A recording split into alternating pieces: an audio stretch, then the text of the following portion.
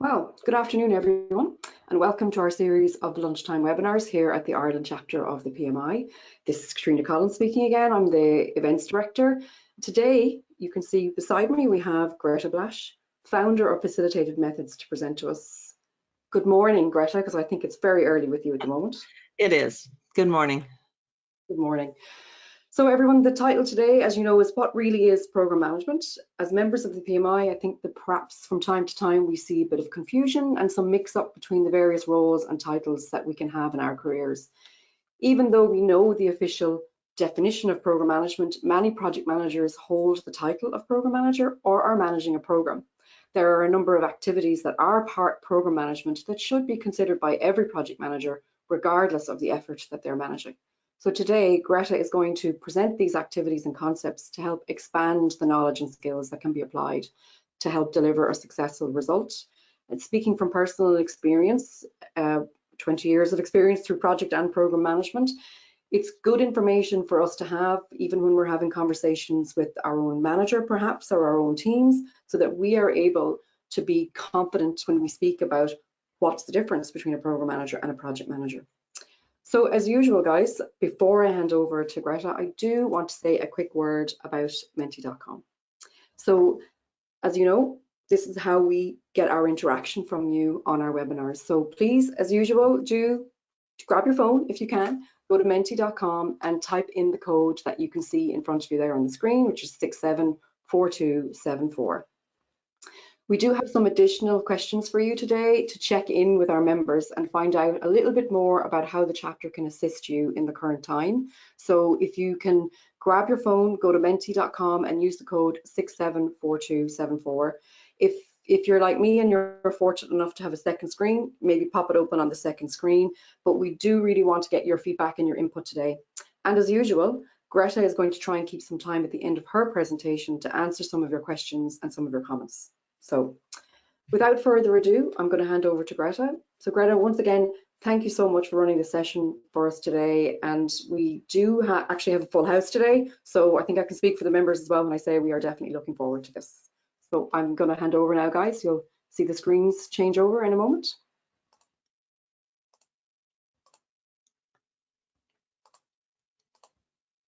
Now, Greta, you can start to take over there.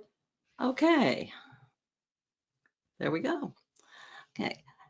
Thanks for the introduction. As Katrina noted, I'm both a certified program manager as well as a project manager from PMI with extensive experience managing both types of efforts, as well as different project approaches. Through the studying experience required for especially the PgMP certification, I not only learned a lot about program manager, but also discovered many areas that I think can help me as a project manager as well. I want to use this opportunity to help everybody understand both the differences and the similarities between programs and projects, especially since the two terms are so often misunderstood. People may call a large project a program, or even refer to a manager of a project as a program manager. What I want to talk about today are the definitions and the certifications of the two areas as defined by PMI. So the basis for project management is based on the PMBOK guide, whereas the basis for program management is based on the 4th edition of the Standard for Program Management, also from PMI. Both of these standards are basis for two certifications are very closely aligned, as well as being supported by the Standard for Organizational Project Management, or OPM. Along with these standards, there's a whole lot of additional practice guides that can provide more detail for you, including the new benefit realization, which is fairly new. There's also a number of practice guides on change management, organizational change, managing change in organizations, and I've listed a bunch of them here. And throughout this presentation, I'll include some of those areas and references to those practice guides. The governance of portfolio program and projects is especially important because it talks about how governance would be done at the various level. I'm going to recommend that as PMI members, you go ahead and download these different practice guides and use those because they are free to you as a member of PMI. So let's go back and look at the actual definition of a program as defined in the glossary for the Standard of Program Management. The definition of a program is a group of related projects, subsidiary programs, and program activities, which are managed in a coordinated manner to obtain benefits that are not available for managing them individually. By managing these as a program, the delivery of the benefits is enhanced to enable the strategies and work results of the various components to adapt to deliver the expected outcomes, as well as easily adapting to changes in the direction or strategies of the organization. Programs are conducted primarily to deliver benefits by enhancing current capabilities, facilitating change, creating or enhancing assets, products, or services, or developing new opportunities to deliver value to the organization. These benefits are delivered as outcomes, with each component contributing to the delivery of the benefit. These include alignment of the various components through the integration, especially of resources and outcomes, as well as providing control, which is not possible when the components are managed individually. The program manager must take a broader collective view of all of these program components to thoroughly understand and manage the progress and contributions of the individual components. A project, on the other hand, is a temporary endeavor to create a unique result based on the needs, concerns, and expectations of stakeholders.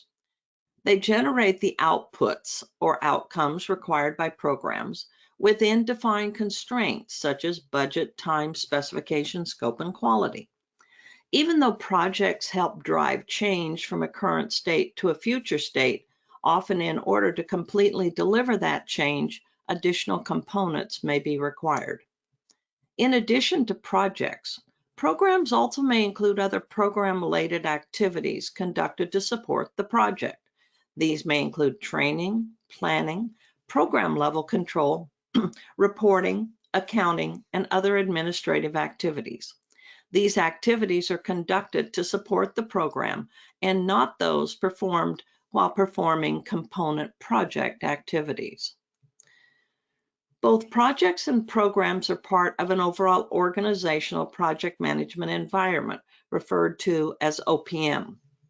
This framework integrates portfolio, program, and project management practices to enable organizations to achieve the organization's strategic objectives.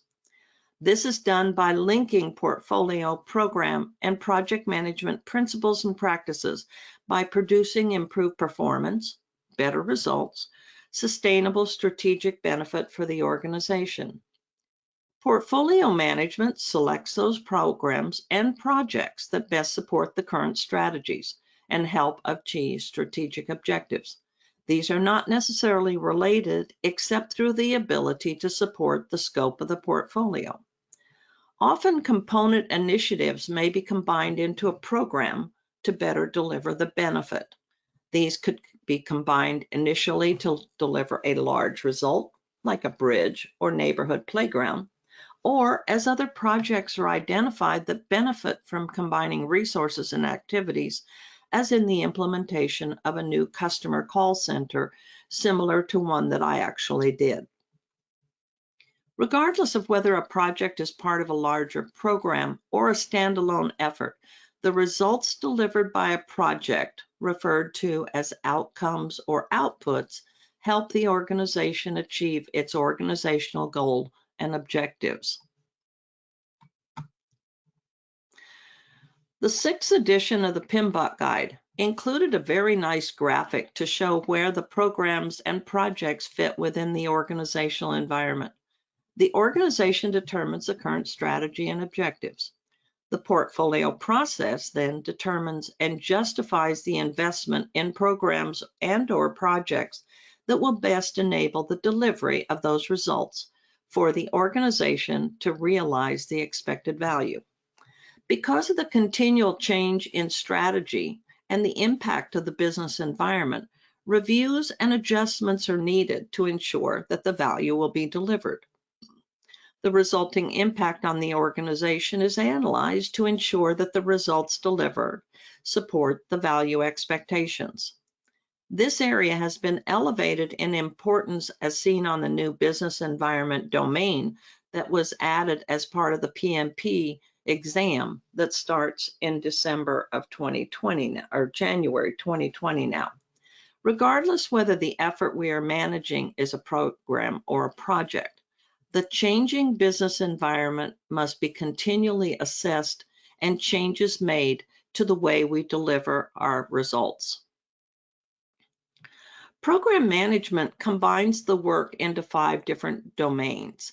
These are complementary groupings of related activities and functions and uniquely characterize and differentiate the activities within the full scope of program management.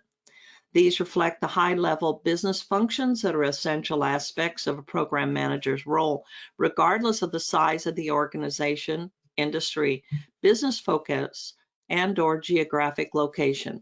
These domains run concurrently throughout the duration of the program and often overlap. Program managers must carry out the work in all 5 performance domains. These domains include program strategy alignment, the stakeholder benefits management, which contains, defines, creates, maximizes, and delivers the benefits provided by the program. Obviously, I'm telling you the actual definitions. The stakeholder engagement domain, very similar to the knowledge area in project management, identifies and analyzes stakeholder needs and manages expectations, but also includes communications to foster stakeholder support. The program governance domain enables and performs program decision-making, establishes practices to support the program, and maintains the program oversight. The program lifecycle domain is very similar to the process groups, knowledge areas, and processes in project management, and manages the program activities that are required to facilitate the effective program definition, delivery, and closure, which are the 3 phases of the life cycle. The nature and complexity of the program will determine the level of activity required within each of these particular domains at any point in time. The work, though, in these domains are iterative in nature and repeated frequently. The program strategy alignment domain. This is very unique to a program in that it identifies the program outputs and outcomes to provide the benefits and creates many of the key deliverables that are used both at the overall program level, but are also used for individual components or projects when they become approved. The program business case is used to plan and manage the program to achieve the strategic goals and objectives while balancing the use of resources in order to maximize value. The business case compares the program's investment against the intended benefits and includes key parameters to assess the objectives and constraints for the proposed program. The program charter authorizes the program following the approval of the business case. The program roadmap is a chronological representation of the program's intended direction.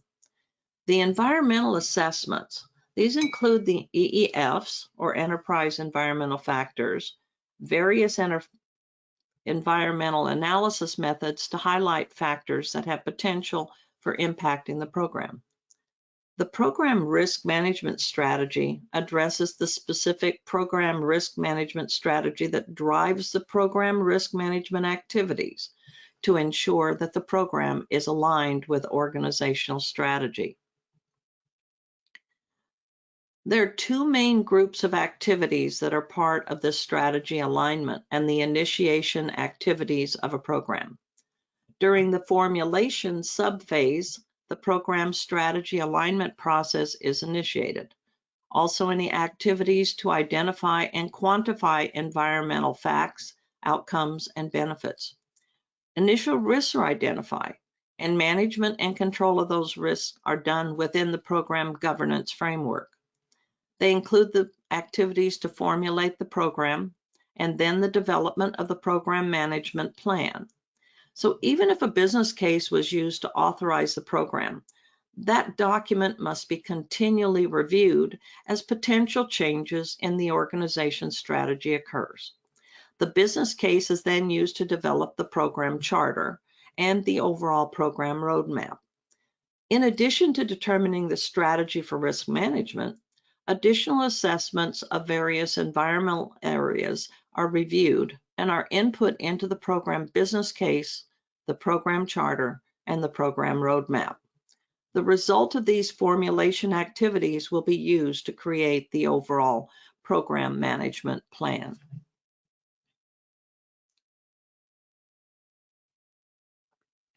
The program benefit management domain, which is the one that is very unique to a program. Once again, remember the definition actually said that a program provides benefits. So this domain starts during the formulation of the program and goes all the way past the closure of the program itself. It defines, creates, maximizes, and delivers the benefits that are provided by the program. Since a program is defined to provide those benefits, this is a critical set of activities and focuses the stakeholders on the outcomes and benefits to be provided by the various activities that are conducted during the program's delivery. This includes continually identifying and assessing the value and impact of program benefits, monitoring the interdependencies of the outputs delivered by the various components and how they contribute to the overall program's benefit, analyzing the potential impact of planned changes on those benefits, aligning the expected benefits with the organization's goals, and assigning responsibility and accountability for the realization of benefits and ensuring that the benefits can be sustained. This area is unique to program management and is really best described in a full webinar on its own. I do highly recommend that you find time to gather more information on this area and its increased importance, and refer you to the new Benefit Realization Practice Guide from PMI, which I'm proud to say I was actually a SME in the writing of this particular practice guide. You'll notice that the program stakeholder engagement domain looks very similar to the processes that are identified in the project stakeholder management knowledge area. Stakeholder engagement is often expressed as both direct and indirect communication among the stakeholders and the program's leaders and team. Engaging stakeholders help ensure that successful expectation and delivery of business benefits will occur. This includes not just communicating, but including stakeholders in program activities, monitoring their feedback, and supporting training initiatives. One additional area has been added, and that pertains to the increased importance of communications. Effective communication bridges the gap between all the diverse stakeholders and the impact or influence they may have on the delivery of benefits by the program. Communications with stakeholders should be constantly monitored and an environment created where their communication needs are met. Many of the same tools and techniques are used in this domain, but the importance of monitoring the effectiveness of those engagements and communications has increased, especially with the greater number of stakeholders who are involved. We speak only briefly in the PMBOK guide on governance, but with the greater impact, length of delivery time, and importance to continually support those organizational strategies, this area is much more important. The governance hierarchy shown in this diagram illustrates various levels of governance. Organizational governance control directs and coordinates people, policies, and processes. Governance at the organizational level determines various levels of authority and roles. Portfolio governance authorizes the investments. Program governance monitors, manages, and supports the program and the interdependencies of the components. Component or project governance manages the changes within the individual component. How the governance is done, who is involved, and what roles they play must be established for each program. At the program level, this governance framework identifies and monitors the program's success and deliverable acceptance criteria. This includes the framework, functions, and processes by which a program is monitored, managed, and supported in order to meet the organizational strategic and operational goals. This includes developing the strategy for defining, authorizing, defining, authorizing, monitoring, and supporting the program, in addition to the practices for effective decision-making. This is done through a review and decision-making group that endorses or approves program recommendations. It also helps determine the most appropriate life cycle approach for both the program as well as individual component projects, including any phase or health check reviews. One of the unique program governance responsibility is the approval of initiation and transition and closure of individual program components or projects. The organization, role, and activities for the program governance is defined and described in the program management plan, and the details supporting this domain is described in detail in the governance practice guide. The program lifecycle only includes 3 phases, similar to the project process groups. The program is defined, benefits are delivered, and the program closed. Unlike projects, though, programs must coordinate and sequence multiple components. These activities are part of the program lifecycle. The equivalent of the project initiating and planning process group are combined into the program definition, and then the individual components are authorized, planned, monitored, integrated, and transitioned, and eventually closed as part of the program delivery. And the final phase is the actual program closure. This graphic shows the 3 areas with the definition of the program lifecycle, including delivery of activities where the components produce both outputs and outcomes to support the identified benefits. The outputs and outcomes from the individual components are combined to support the benefit realization domain activities.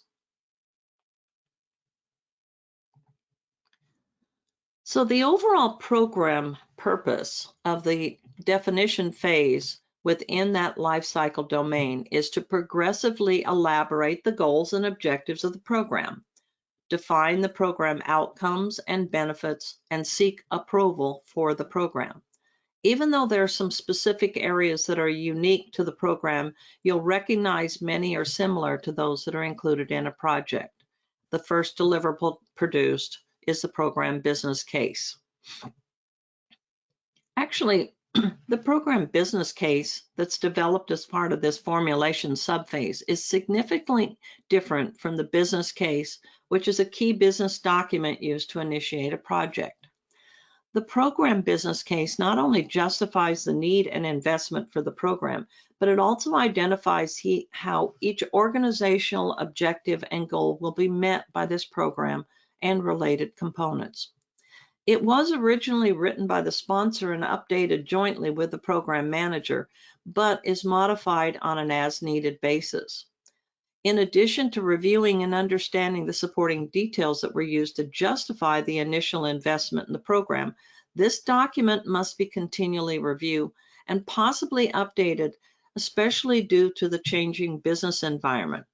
That ensures that the program outcome and benefits remain in alignment with the organization's strategic goals and objectives. The program charter, as you'll see here, is very similar to the program and the project charter.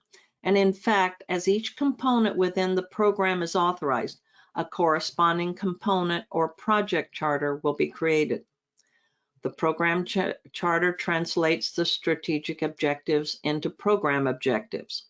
It authorizes both the required funding and resources for the program, and identifies and formally assigns the program manager as well as other members of the program management team, very similar to the project charter.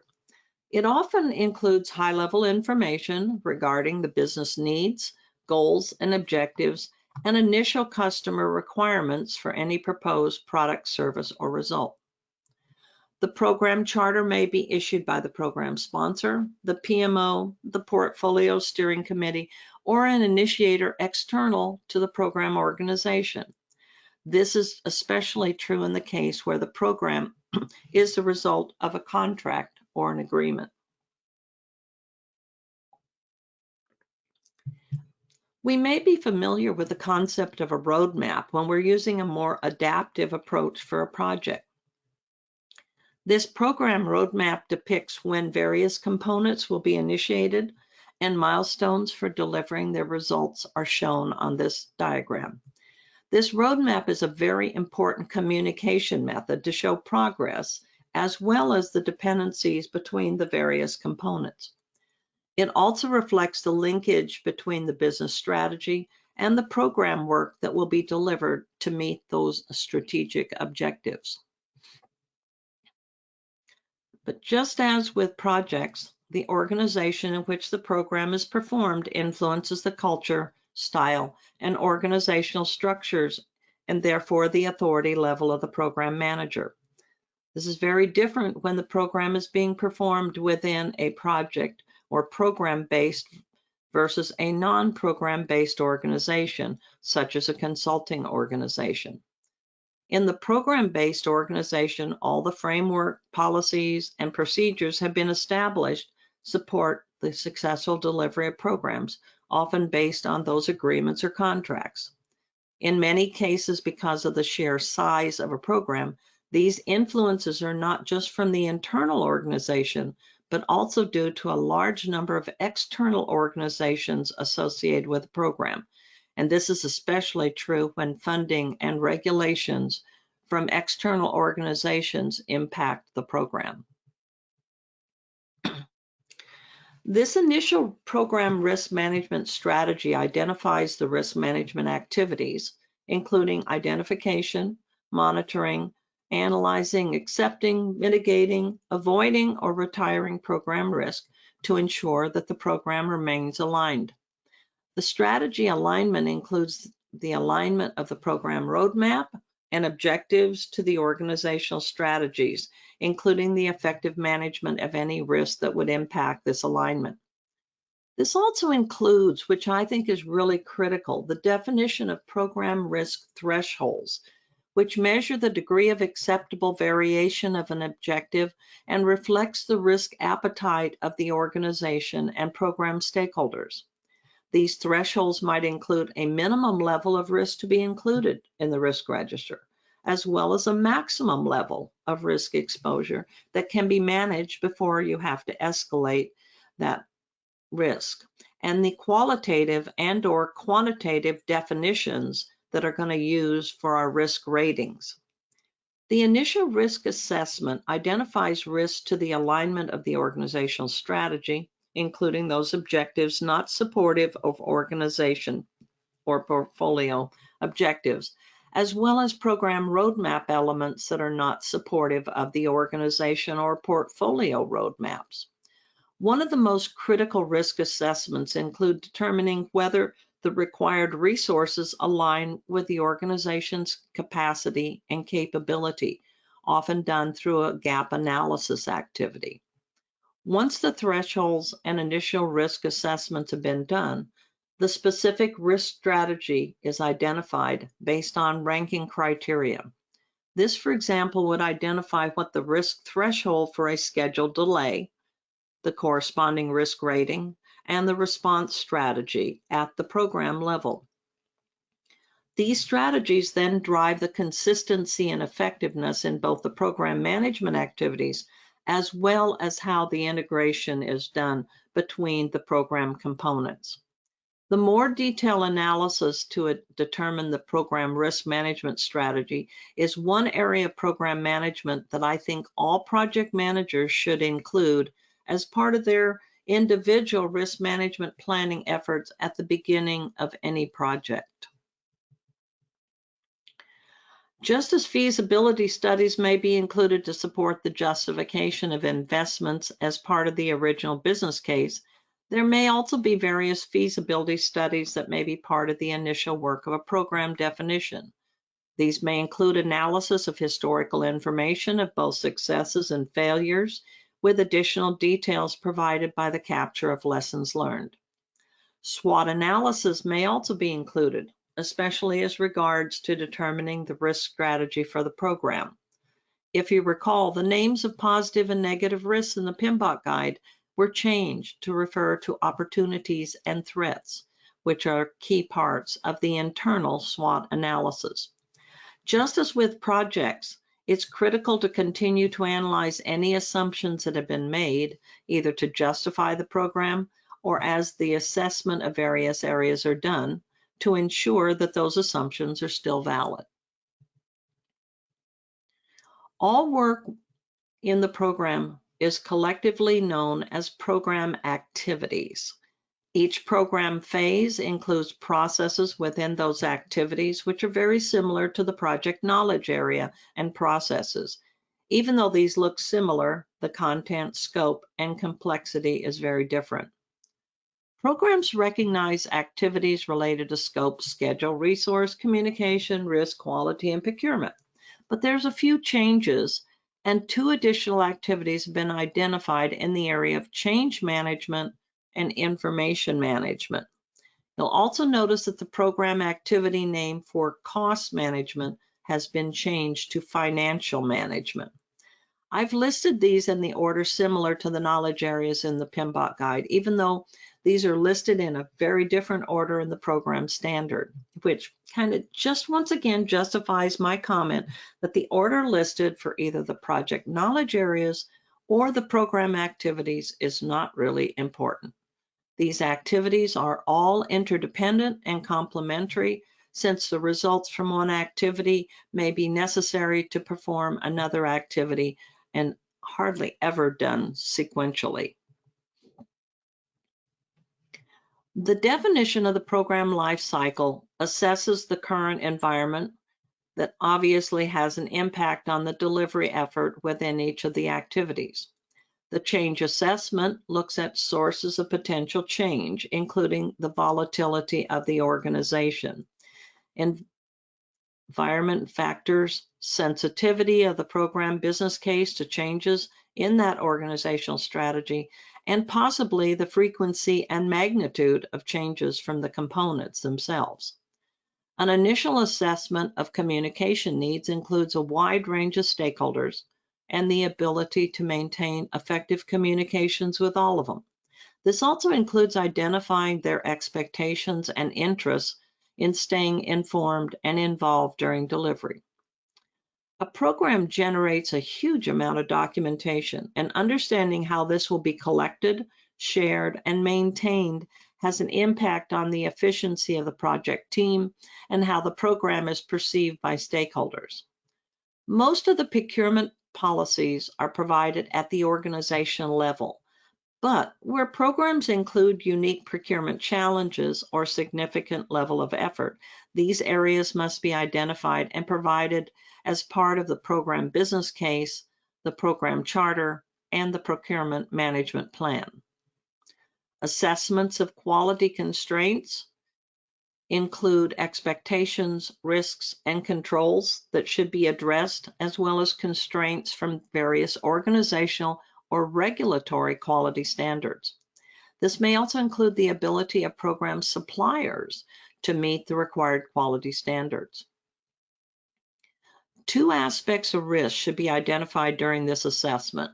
These include identifying key risks that the program may encounter and their likelihood and impact, but also the assessment of the organization's willingness to accept and deal with risks or their risk appetite, which is essential to understanding the level of effort required to monitor and assess the risk during delivery. The initial program scope assessment develops the program scope statement from the program's goals and objectives.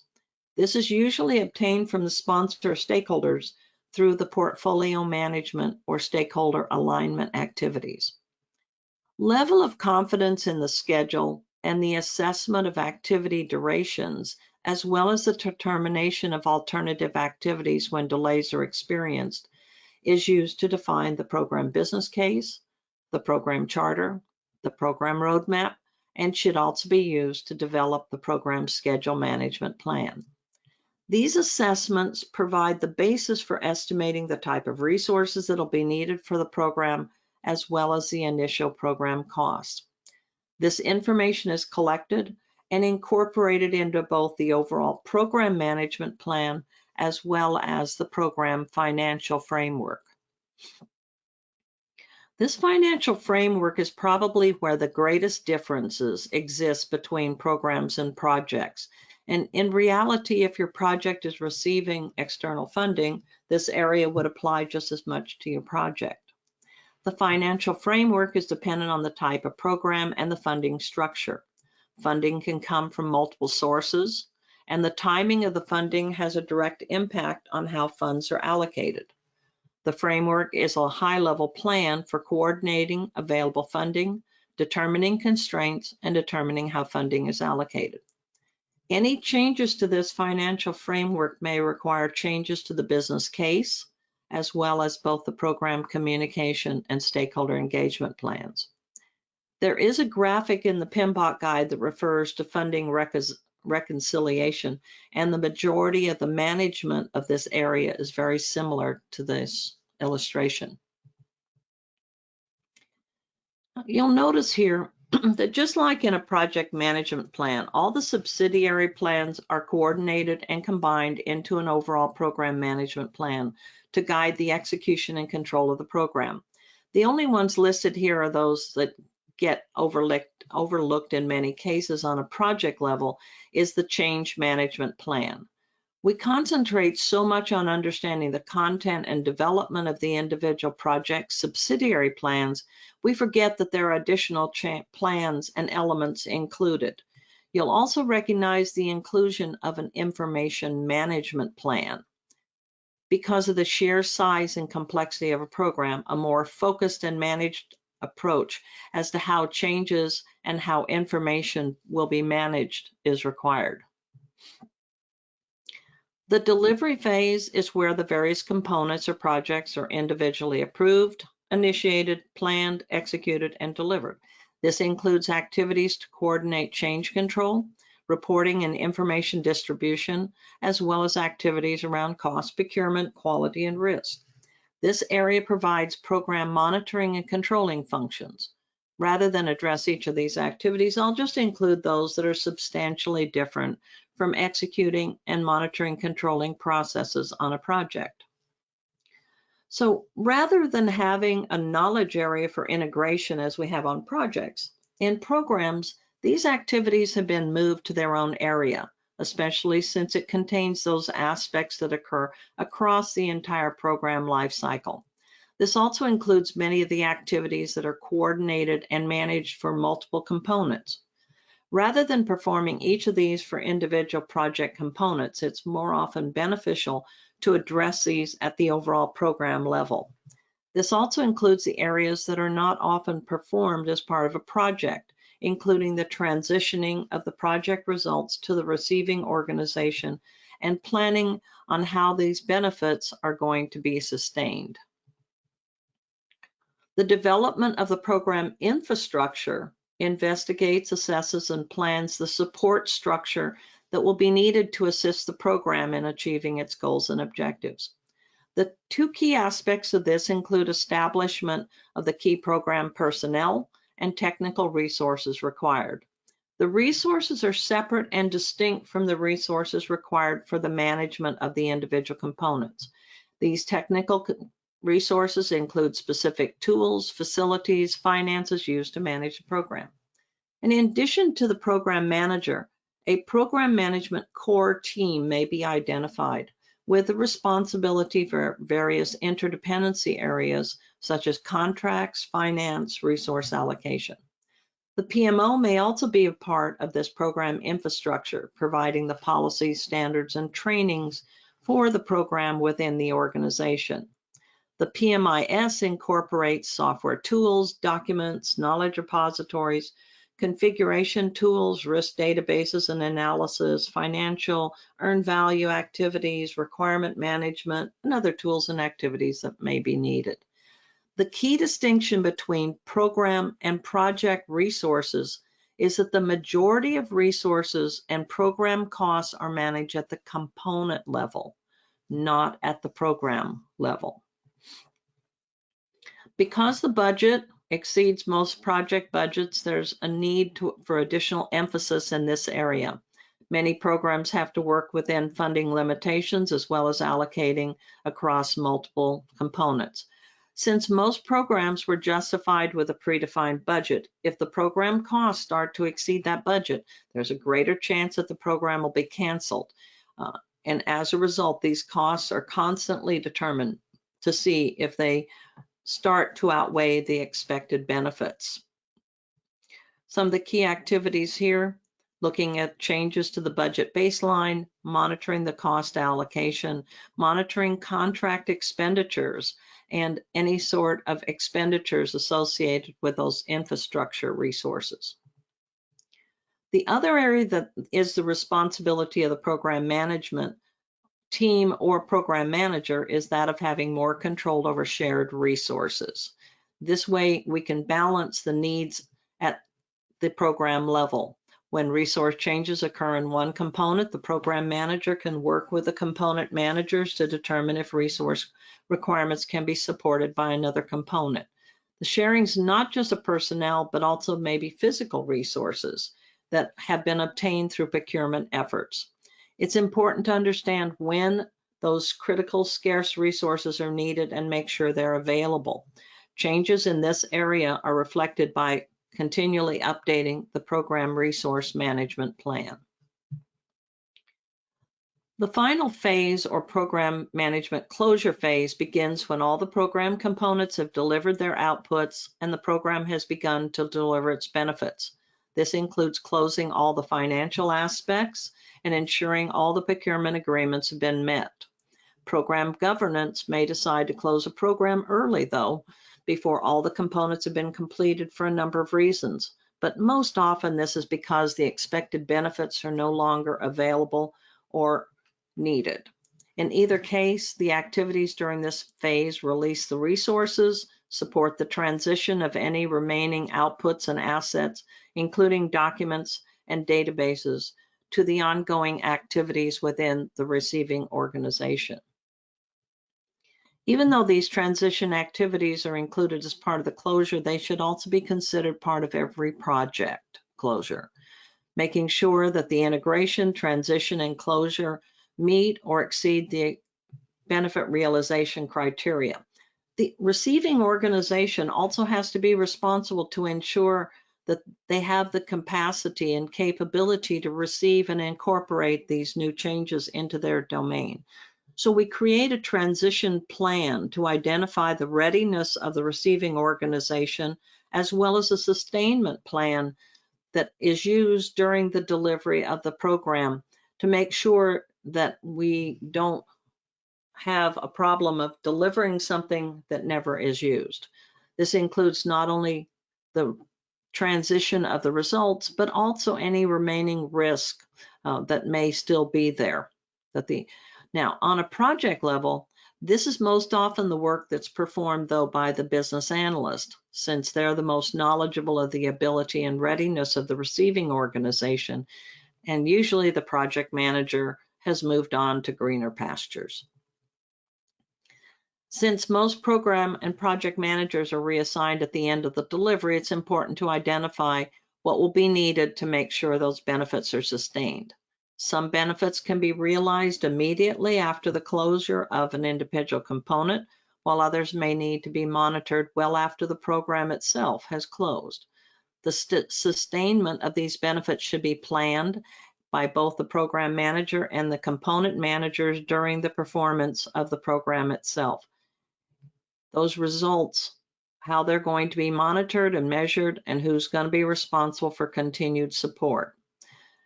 Implementing these change efforts especially may ensure that the capabilities provided can continue.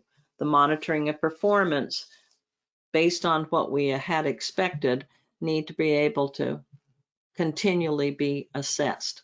Even though this is currently only mentioned at the program level and in the business analysis standard, it applies just as much to every project and is often a key activity which can be supported by the role of a business analyst.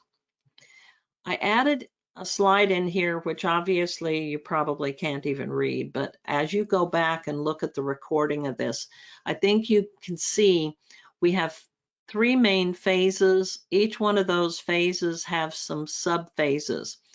Those other domains fit on top. So we have the governance that goes across the entire time. The program the strategy alignment domain only sits during the program definition phase. Benefit management goes across the entire side. The stakeholder domain fits into the definition and the program delivery. That integration or core activities very closely looks at the same as we have in direct and manage project work and monitor and control project work as part of its delivery here. The sustainment and transition are those 2 areas that I was talking about that really should be considered on every project, and then the closeout. And then you have your normal, what they call activities, and the processes where they fall into the 3 different phases. You'll notice there's a couple of extra things within the program closure phase that we don't necessarily see when we're in a project itself. So even though I've been addressing the various aspects of program management, I think it's important for project managers to consider some of these areas where they might actually apply on individual project efforts. Probably the most important and the area that PMI has included in the talent triangle is the business environment domain on the new PMP exam, stressing the importance of the strategic alignment with the project or program and the organizational strategy. Next is understanding and assessing the risk environment of a project effort and how responses will be determined. This includes identifying risks that need to be escalated, as was shown by adding a new response of escalation into our risk responses on projects, and those that can just be accepted. So we're going to understand a little bit more about what is too high of a risk to be able to be included and what's too low of a risk that we can just accept it. It also includes the understanding of the risk appetite and the thresholds, both of the organization and those individual stakeholders. Prior to identifying all the areas covered in the subsidiary management plans to determine how to execute and monitor a project, it's really important to assess the current situation in the organization and develop the appropriate plans based on those assessments. So if you go back and look at the planning activities within a project, we always have to understand what's the current environment and then how are we going to manage that aspect on the project. And I think thinking of it as an assessment and a planning are 2 different activities that need to be incorporated. They're mentioned here more so as 2 separate processes in the program guide, but they should be also on a project itself. Managing the engagement of stakeholders was not only moved into its own knowledge area on the 5th edition of the PMBOK guide, but it's actually in its own domain on the program guide. So once again, being able to see how that has actually moved up in importance. I do highly recommend that you take a look at the areas in the program standard, which by the way is a heck of a lot easier to read than the PMBOK guide, and actually has been, based on what we know so far about the 7th edition of the PMBOK guide, it's going to look very much like this program standard. It's not telling you how to do anything. It's principle based. It explains what governance is and all these areas. I highly recommend you read it. It's easy reading, and I think you'll pick up a lot of things that you can actually use. So rather than focusing on just the closure of your project and looking ahead to where you're going to go next, it's important to make sure that all of our hard work and efforts are transitioned, incorporated into the receiving organizations, and the benefits are realized. We talk about going from the as is to the to be, but we want to make sure we never go back to the as was. And that's part of what your transition and sustainment have to do. I thank you very much for taking the time to attend this webinar and hope it's increased your understanding of programs, but more specifically, which areas of program management that can actually be applied to your projects. I have 2 new books that I'm proud to announce that I was able to complete during this kind of lockdown time.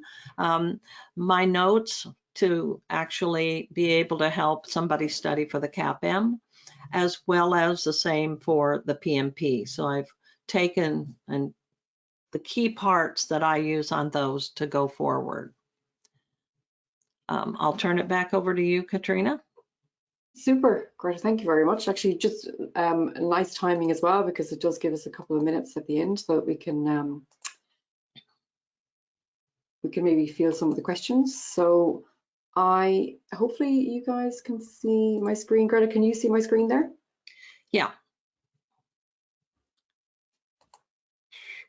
Do program management certifications require PDUs to be earned like the PMP? Yes, they do, but very interesting.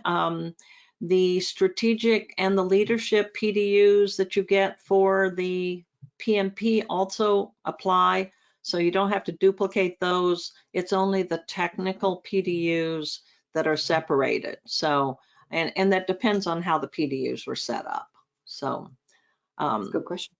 The recommendations for studying for the certification, there's really only one, and that's the actual standard itself.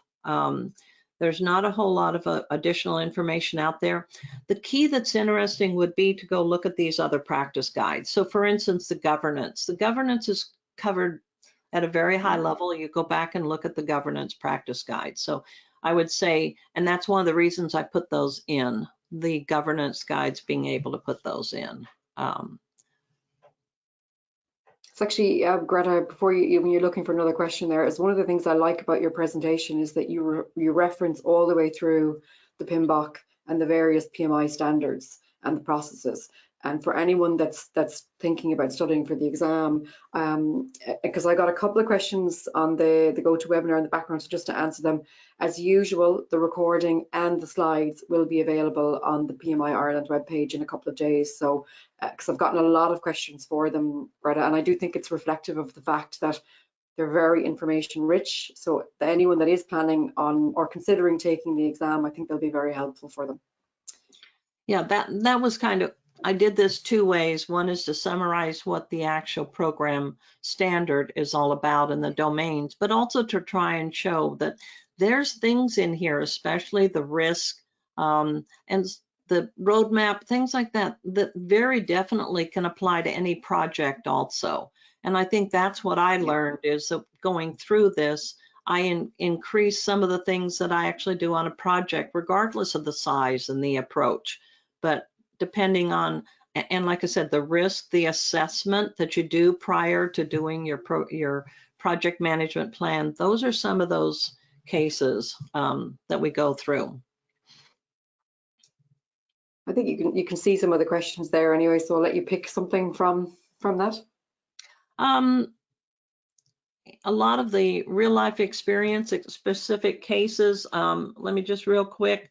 It's such a broad topic, which is part of the problem, but I did 2 different programs as part of my application. One had to do with kind of a modular approach where we had different modules we were putting in with different types of stakeholders, different delivery mechanisms, but they all had to be put together. But the other one was one of those where we started out with a data warehouse. Next thing you know, we were doing a call center. Next thing you know, we were putting in the phone system. Things were being added to the program because they had those interrelationship of responsibilities and resources. So programs are a little different, but remember, by definition, a program has those extra components that you're managing. So it's not just a great big project. It's the fact that you have individual components, which is what they call the projects. And most often those components have their own project manager, and the program manager is just coordinating all the work. We talk about the conductor analogy. This is really a conductor, where you will look at each one of those programs as being like the string section and the percussion section. Those each ones have their own leaders. They do what they have to do. We're just coordinating, putting them all together.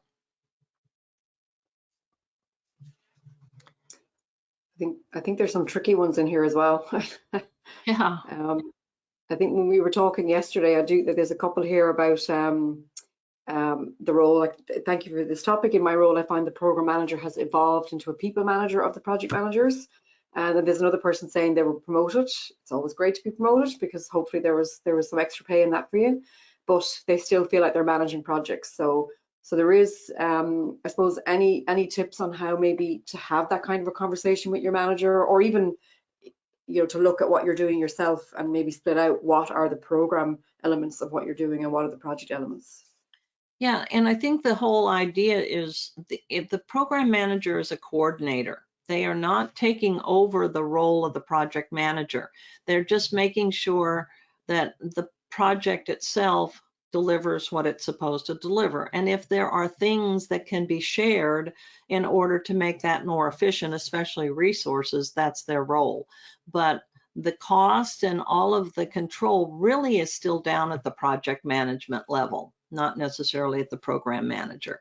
And people management only from the standpoint of making sure resources are available.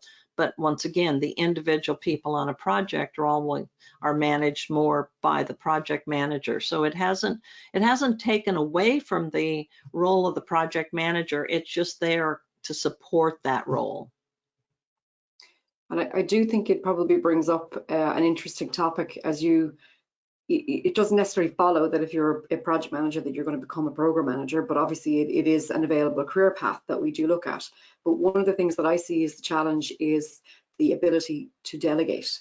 So you're reminding us there, it's not your job to manage the project, it's your job to manage the manager who's managing the project, and the resource management. And that can be a difficult transition for people, particularly if you're used to being hands-on. Right, and it's not that much of a hands-on. In fact, probably the hands-on for a program manager is with the sponsor and the stakeholders and the governance or steering committee board, whatever they call it, not down. It's always looking up more so than down. So that's a transition. The other thing is a program manager, you become a program manager if you're managing a program. Not, you know, once again, not just the title of being promoted. So I'm not sure the title and the promotion is as much the fact that you're managing something. And like in my case, I started managing a data warehouse, and next thing I know, it ended up going into an entire program. Yeah, it is. But I suppose maybe one of the things that you can, for anyone that's on the webinar as well, is probably maybe one of the differences that will highlight to you that you're becoming a program manager is if you do have more face time, be that virtual or in live, with managers and with maybe senior managers. And if you are in the room delivering the steering presentation, and if you are being asked to get involved more and more in the strategic, so looking forward, because as you said right at the beginning, programs deliver benefits and values as outcome. So if you're in those conversations in your company and you are the person that's helping to shape where the next, maybe the digital transformation is going or where the next company strategy is going, then I think that's a good clue to say you're not just project managing anymore. You're starting to evolve into the area of program management maybe. Yes, and once again, that should be something that you're doing on a project level also. So it just, And I think that's one of the reasons why the new exam has moved to where it's 38% leadership, 12% or whatever strategic, and only 50% on the actual delivery. But if you notice, out of the 5 domains here, only 1 really has to do with the delivery. True. Now, Greta, I do have one question I want to ask you, because we're on time now, but it is it's come up a few times and people have popped it into the GoToWebinar. Jackie Fagan, who's one of our committee members, has asked this. This seems like a very simple question. Does Greta have any handy tools to use to manage interdependencies and constraints between the projects on a program? Yeah, it seems like an easy question, doesn't it? I wish I did. It's a lot of understanding what those are. I mean, that's one of the things. I'm not sure.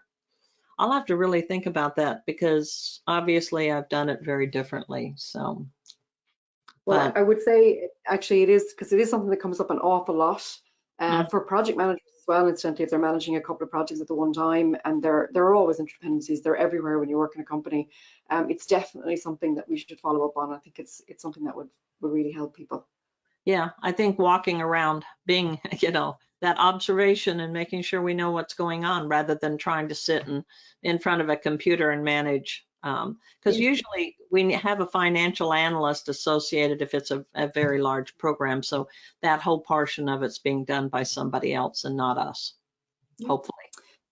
Hopefully. Well, Greta, we are actually right on time now, and we do like to finish on time. So for everyone, thank you so much. Greta, this has been very informative, so I really appreciate that you took the time to present. Possibly a lot of our members will know you already, because you've presented quite a bit across EMEA. So hopefully you'll come and join us again another time. Thank you. We have, as usual, guys, we have a PDU associated with this. So if you registered with us and you gave us your PMI number, we will register that PDU for you. So otherwise, it is there on the screen. Some people would like to register it straight away, so go ahead, but I will make sure it gets registered in the next couple of days for you, okay? And I suppose more importantly, because we're keeping with our webinar format, we have 7 webinars upcoming that you can register for right now. And in fact, Greta is personally close with Lee Lambert, who's coming up next week to talk to us about pandemic and the PPM. So we're keeping the international theme of our speakers coming along as well. We do have Agile coming up a couple of times too. And also really do need to remind you, and if you go in to pmi.org and you look at your dashboard for your PDUs, you will actually see a link to projectmanagement.com and any of these live webinars that I have here on the right hand side that are coming up as well. So not only do you have the benefit of the Ireland chapter webinars that we're organizing every week for you, you can also go in and get access to the international webinars that have been running. So please do that as well. It's they're very valuable. I've actually joined a few of them and they're very informative. So finally, we will share the recording and we will share the slides in the next couple of days. They'll go up onto the PMI Ireland website. I'll also send you out an email so that you'll know when that's happened. So Greta, it just leaves me to say to you, thank you so much. It's been very informative, and I can tell from all the feedback already that our members have found it informative as well. So thank you. Thank you. Okay, everybody, we shall say goodbye for another day. Thank you.